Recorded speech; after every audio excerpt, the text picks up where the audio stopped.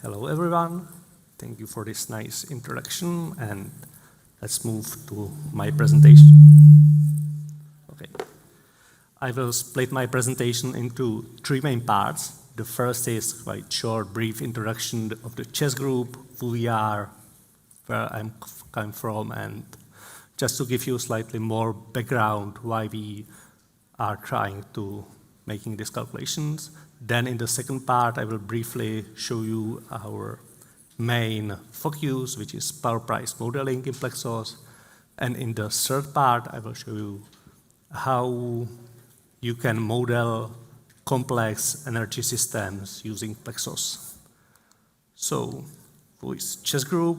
It's Czech utility. It's based in Prague. The EBITDA in last year was slightly above 6 billion euros. Most of the EBITDA comes from nuclear generation, but we also have electricity distribution, gas distribution, mining, and also still coal generation and some renewables. Here in much more detail, we are positioned mostly active on Czech market. We are vertically integrated. We have dominant share in mining, generation, distribution, and also gas distribution. And here is just to see the proportions, how the size is, EBITDA, and so on. So, and what's our situation we are facing? Historically, we have had a lot of coal, historically even more than 4 gigs. The coal fleet is aging, and we are gradually replacing the coal with the new gas power plants, which will be, and most of the coal power plants also have some heat supply. So that's how I came to modeling these topics in much more details. So what's our main focus? But on the other hand, we are still market modeling department, so we are predicting power prices. Our focus is primarily geographically on the whole Europe, with the main focus on Central and Western Europe, so mostly Germany and neighbors. And we have in our model 33 countries, more than 70 interconnectors, and even after aggregation, we also have or still have more than 3,000 generators. And because we are part of strategy department, so from the horizon perspective, we are mostly focused on year +1 to year +20 horizon. Actually, last year we also did some predictions for 2096. So, and what's our main output? It's power prices, then power production by fuel, emissions.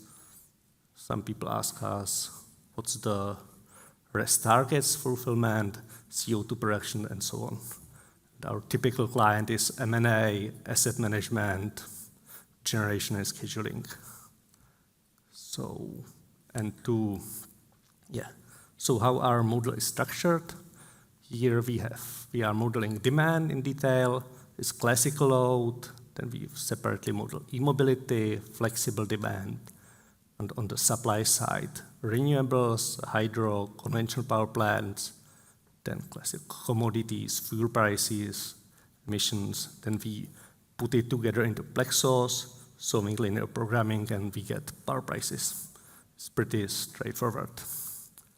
Just to show you some of our historical results, I have used results from 2022, mainly because the price shock was so huge that there is visible something. So it's quite illustrative from my perspective. So we typically do waterfalls, how the price is decomposed, which variable had biggest effect on that. So you can see on 22 prices that we have started with price like 135. Then the biggest shock from commodities was caused by increasing gas prices, but there have been there has been in the peak more than 500 euros that couldn't be explained fundamentally. Yeah, it was quite huge, but we believed our model so much that we have been pretty much confident that this premium couldn't survive for a long time and it will diminish. And to be confident, we regularly calibrate our model and make the backward testing. Here's how the calibration for 22 looked like. So we took historical data about demand, renewables generation, outages, fuel prices, and we put it into our model. And the orange line, you can see our daily prices, how they come from our model, and the green line is the real situation in the market. So you can see the model performs really, really well, even under extreme circumstances. And here is the third part of my presentation, which is more the most important I spent. Yeah. As I mentioned in the beginning, we are currently in the phase where we are replacing aging coal power plants with new setup in approximately 10 different locations. It's multi-billion euros capex program, and yeah, how it started. Actually, I have met some colleagues by lunch, and they have discussed that they are trying to solve optimization tasks, how to combine some technologies together.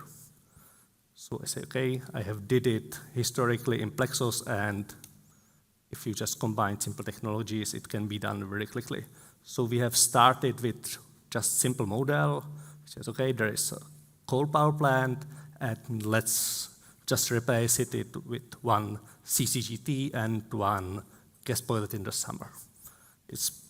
Doing this in PLEXOS is very easy. You can do it within 1 hour, but still you can get reasonable results. Here's the illustration how the first results of our model looked like.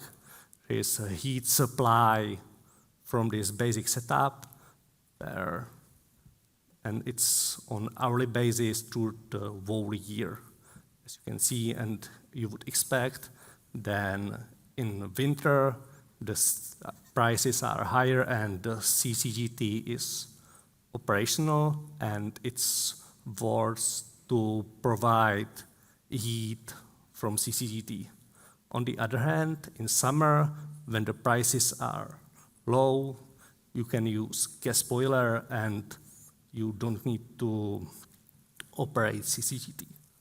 Yeah, it's somehow intuitive, but on the other hand, it was really important to make even this simple model just to check that all the variables are correctly put into the PLEXOS AG.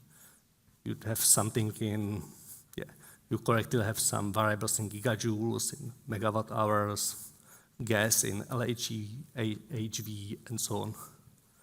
So if you do it, and I highly recommend just to start with simple models and just to check that all the variables are correct. Then, so I send the first model to my colleagues just to get confidence, and then after some time they came around, okay, what happened? We have some opportunity to get cheap source of biomass there. So the question was, how would the operation of this location change if we add some cheap biomass for providing heat? So the current setup is this CCGT4. So when we just change the model, edit biomass, and what we naturally find out that the utilization of the gas boiler and CCGT for heat just decreases.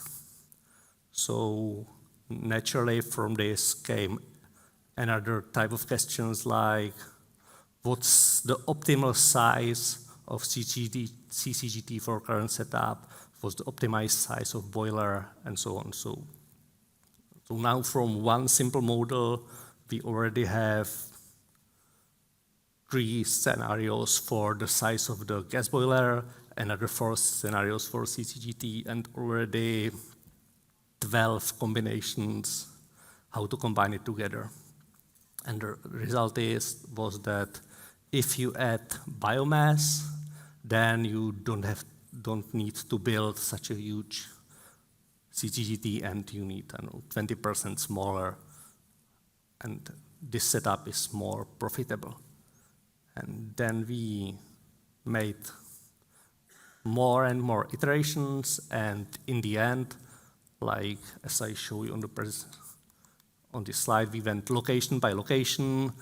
We have built special models for each location based on the heat supply and so on, and the size of the location, how much power plants and boilers was possible to bear. And in the end, we ended up with quite a complex setup where from the original gas boiler and one biomass, with it another biomass, another CCGT with 3 turbines, 1 gas turbines, another CCGT with 2 gun gas turbine, then electric boiler, PV, battery, heat pump, which took waste heat as source of heat, and another heat pump that can take heat from the river. That all went to heat supply market, and there was a heat accumulation. And even this setup was quite easy to model with PLEXOS, and still it was really, really fast. So even with the highest detail, we have been able to calculate one scenario for a year within 10 minutes or so. And and just to show you how the generation from how the electricity and heat generation in this setup looked like. You still can see that the majority of electricity has been produced by CCGTs. In summer, there has been some PV, but what's more interesting is the heat supply.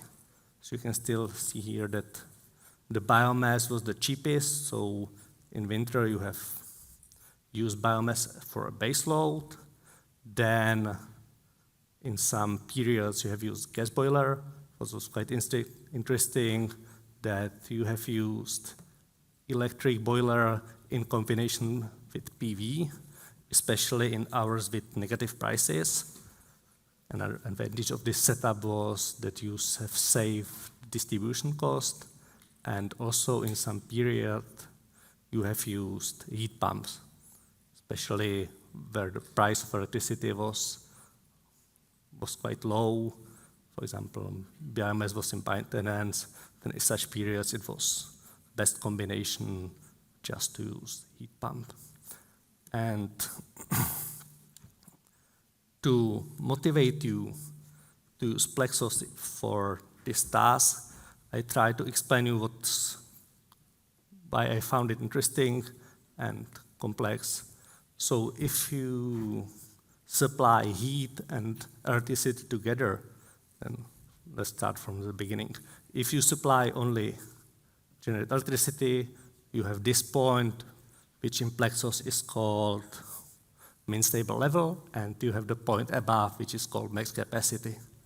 If you add the heat, and if you take the heat off, then with burning the same amount of gas, the electricity output decreases until you reach some point where you cannot go lower with the electricity output anymore. And here from this point, you are just burning more gas, and the heat and power output increases until you reach some maximum heat output.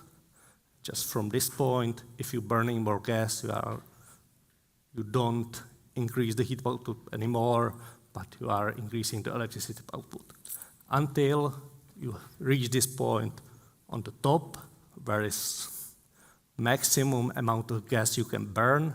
And from this point to the left, we are just decreasing the heat output, and on the other hand, the electricity output is increasing. So typically get some diagrams like this. What's advantageous? Then you can describe it as a set of linear equations. And if you are able to do it this way, then you can model it in PLEXOS in general. And here's some example from the previous diagram, how to model it. So first is for the CCGT with one GT, heat recovery, steam generator, and one ST. So in this part, you just have to split, So let's go a step behind. So in such a setup, what you need to do is you need to do more markets and nodes and more generator and link all the combinations together by a set of constraints. For example, the GT, in my example, was modeled like gas turbine supplying electricity that was linked by constraint with heat or exhaust fumes from the heat. This went to heat recovery generator, and from here the energy, it was modeled as a node because you need to ensure the energy balance, and from this HRSG you could extract the heat directly or send the energy to ST. That was again modeled by heat and power part. Again, the power part output went to electricity market node, and the heat went to heat node. So it doesn't see very intuitive when you see it for the first time. But I would encourage you, if you come across some problem to optimize energy flow in detail within any generator, then you can just draw similar scheme and linked generators with constraint, and it will work. And in the end, and why it's important to do it for detail, because from that time you just get another constraints on different parts of the generator, and with ensuring this complex structure, you can use a constraint for every part you need. Okay. So that's all for my presentation. Thank you for the attention and looking forward for your questions.